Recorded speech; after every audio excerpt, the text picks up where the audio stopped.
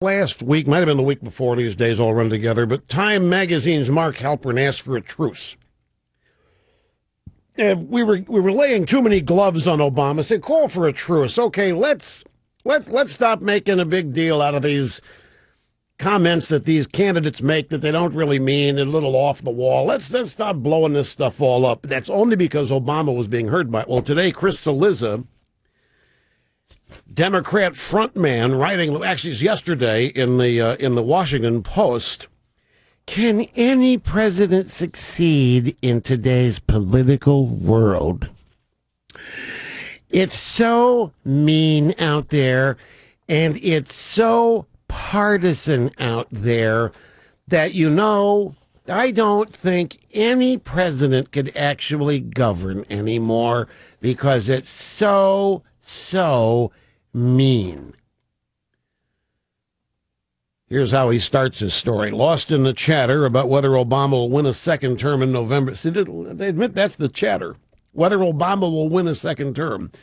Lost in that chatter is an even bigger and perhaps even more important question than whether Obama... Can you believe the drive-bys say there's something more important than whether or not Obama will win a second term? What, pray tell, might that be?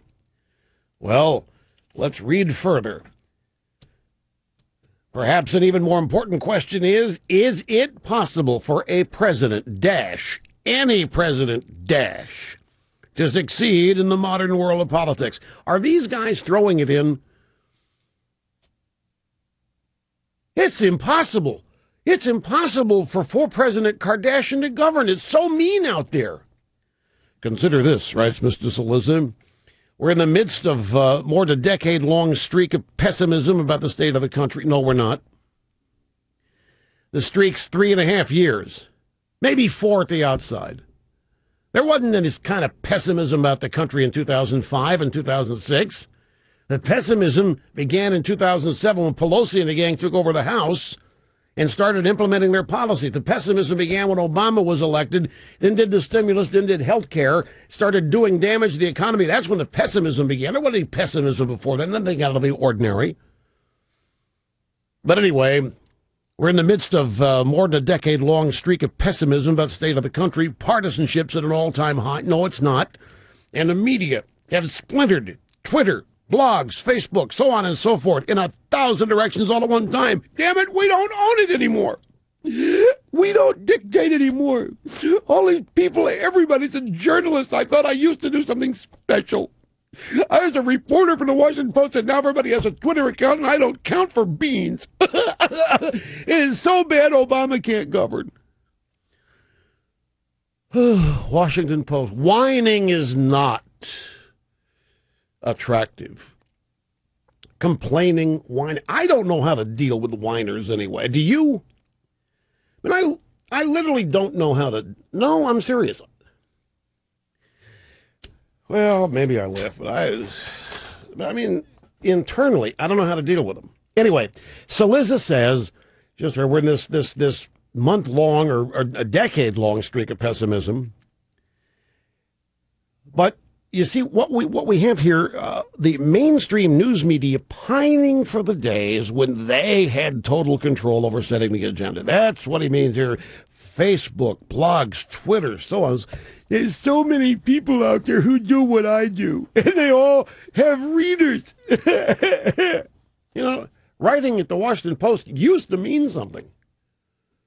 I know how he feels. Back in the days, not making an excuse for him, but I can say in my line of business and work, back in the days when it was just ABC, CBS, NBC, you got a job at one of those places. It was special. There were only 3 places you could work. And then CNN came along. It was different. And Cillizza's not old enough. He wasn't part of the monopoly. He remembers it. But back in the day, it was the 3 networks, the Washington Post, New York Times, and that was it. That maybe Time Magazine, they determined the news agenda. And it was that was attractive to all these guys, get into the news business, and now they're in the news business, and they look at the golden age, not as now, but way back then. They're really offended that some jerk can type 140 characters on Twitter and get more attention than somebody with a byline at the Washington Post or the New York Times. It would irritate you, too. And we also have, I think, understandably, because Chris is young, but there's a total ignorance of history. You know, up until the 1970s, even small towns had a couple of newspapers, sometimes more, and there were a variety of political views. Liberal mainstream media's total control over the flow of information has been a relatively recent and short-lived phenomenon, but it existed and they longed for it. And the partisanship of it's so bad, like it's so partisan. One reporter asked the president a question. Stop and think. And it was the news all weekend. One reporter asked the question. That's partisanship? How many reporters were at that press conference? That little announcement. It wasn't a press conference. It was a little announcement of how, hey, you know what the Constitution means to me? President Kardashian strode to the Rose Garden. Here's what the Constitution means to me. And one reporter asked a question, and we're told there's too much partisanship out there. The partisanship of today is just as strong as it was during the days of Nixon.